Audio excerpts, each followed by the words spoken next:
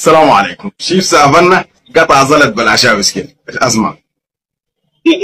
يعني مما طلعنا من السجن ودخلنا المعركه بتاعت وانتم كلكم قاعدين الناس هيك كان ضباط وضباط صف وجنود كلكم اتعودتوا وكلكم احنا ما في دول مشينا اديناه فاتحه ساكت، ما في دول قدمنا له حقنة سليم ساكت، ما في دول عندنا قريبك ولا في دول عندنا رواوي قديم ولا جديد، فقط احنا جينا فزع. الدول اللي نجرح يجي يتعالج من حق، الدول اللي ما دفرش لها هل ما بفرش لها مسافة، انا افرش لمنو ولا اعالج منو اخلي منو هو سواء كان يعني احنا بنقاتل معاهم حبة بلدول ما قادر يوفرها لزول. انتم ما كلكم قاعدين اول معركة يا معركة دخلتوها وانا ما معاكم، يا معركة انتم دخلتوها وانا ما قدامكم، عشان الناس ما يجوا يجلقوا ساكت انت بتعرف لا انت بتعرف لا بعرف لكم شنو ما بعرف لكم اي حاجة. التوازع الكلب كان زرف داوز انت تتداوز غصبا عنك، كان اريد ما عليك عشان ما في دول يجي هنا ينفخ لنا شتوقه ويقول لنا انت بتعرف لا مش نحن اديه فوق بيت وراك ولا بتاع انت بتعرف انا ما بتعرف. انا ده ما اتعودت على الجنون ومشيت انا رجعت فريقي ومشيت رحت معدي رحت حاجتي ومشيت اتعالجت.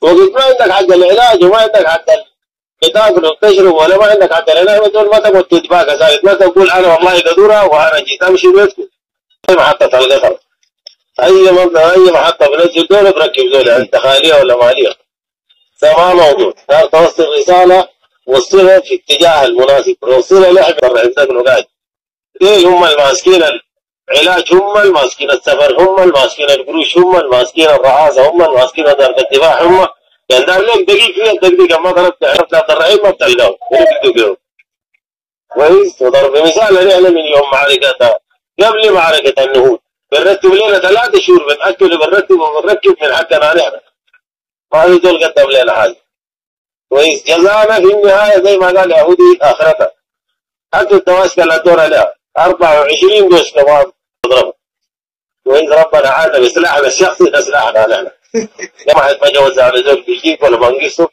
ولا يجيب 3 ولا وزع عليك الناصر وزع عليك هو عند الكليش اللي زي الكليبان ده الكليبان ده خليه يشيل الدولة المعتبة ما عنده، لكن نحن الناس اللي عندنا استطاعت ما عندنا نسلح نفسنا هذا يشيله. ولكن الله خلقنا بذات بندق نحن مسكناه بيدنا، الله خلقنا من أحد الأجيال من السبعينات أجدادنا شايلنا فهد شايلنا قمنا لقينا حالنا بحالنا.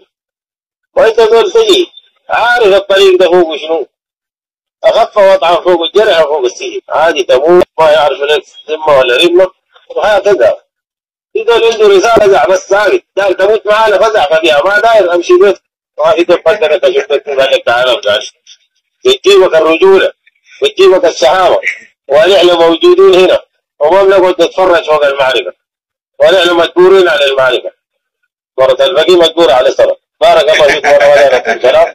لكن الشباب الماشيين قاطعوا ساكت رسالتنا لسافرنا عندي شنو انت ما جيت مرات جيت من بيتك وجيت من حالك انا جيت من السجن للمعركة حتى اي زول ونو هو كل مرة من السجن وجا المعركة لحد الليلة انا بعرف عبد الرحيم تقول زول فيهم قدموا لي حاجة قال لي هاك امشي عالي كذا يريح ولا امشي وديها كرامة للزول ولا هاك دي عربات سكر بقى ولا القبائل المستضعفين من حولك ولا هاك مشيتوا بتشوفوا مفتقرين انا بتاعتي حاجه رسالتي ودوا لي حسينها فحرصين كتار تاجر ودوا لي احنا انا قاعد تدي ولا ما بتدي قاعد تدي قروش قاعد تدي اسم ناس ولا قاعد والله انا كيس فول منه ما وديت ادي له شيء لا كرامه ولا عزه نفس ولا مبدا يعني ما بيعرفك ليه كلام.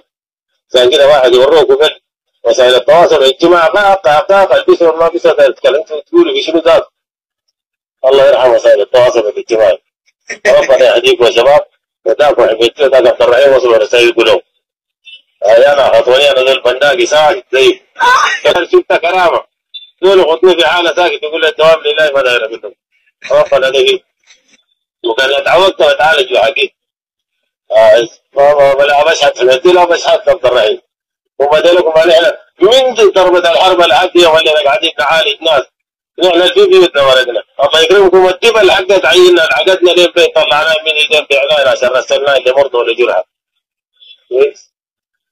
عشان كده بقول لك الجواد الواحد ما فوق بعجل انا زول واحد بيدي واحدة وما بقدر كل الحاجات انتم مفتكرين انا تلاقي كل حاجه ولا والله ما في بكي زي ده نهائيا. اصلا ده بقى بكي قوم يا ما قلت نوبه. اول حاجه يا جماعه بالنسبه للفريه اللي عاملينها الجنجويد والكلام اللي عاملينه الحيلمانه وبغال راجل وبغال دكران بغال مره بغال حمال ابارك. الناس دي ذاكرتها بقى ذاكره السمكه فجاه كده. بغال حمال ولا مش قاعد في ساله قاعد جوا هناك قال لكم انا قبيلتي وانت ما يبدا واقرب لي زول ما حدا قوله. انت الليلك مثلا يعني كزغاوي ولا فوراوي ولا كاي سوداني مفتكر انه بغال بغير على المجتمع بتاعه مثلا عشان يجي قاعد يدافع. يا جماعه في قبله تبقينه الدعامج والغرفه والقبله ده طلعوا به ولا شيطان عشان نخط عليك بالواضح. الناس اللي حاولوا بعدة طرق انه يعملوا فتنه ما بين القوات المسلحه والقوات المشتركه ما قدروا. الناس اللي من القوات المشتركه تنتصر عليهم في ميادين بيجوا بيرفعوا الخطاب بتاعت انه ده مشتركه وده جيش بيبقى لهم عيب. بيبقى لهم عيب انه يقولوا مشتركه دقانه. عشان كده بيجوا بيشيلوا الفريه ده يبخطوا في راس الزقاوه. وهو الخطاب الذي بيطلعوه ده هم طبقوا عملي.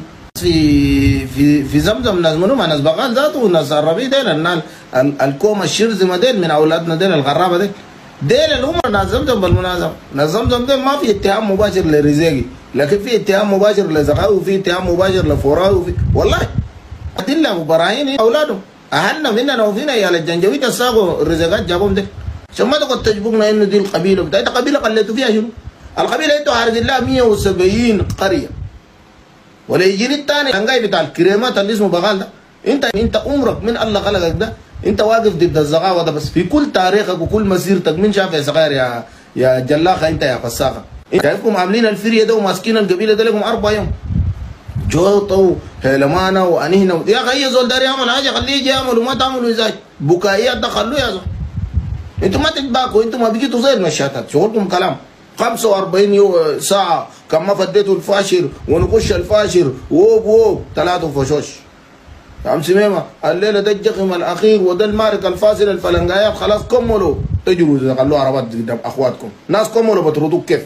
ها؟ ما انتم مشكلتكم انه ما قدرتوا للمشتركة. اقسم بالله انا والله اوصيك يا الناس اللي من خلفكم بتفروكم. اقسم بالله شوف انت اذا كنت ما قدرت للمشتركة ده المشتركه ده انت ما قدرت له ما تجي تنخس الزقاوه. انا نوريك والله انا ما تنخس يا زول. انتوا امشوا داك مشكلتكم مشكله مش سياسيه. انتوا مش دايرين تحكموا البلد مش دايرين تشاكلوا مع قوات مشتركه وقوات مسلحه وبراون دراون ما كله معسكر.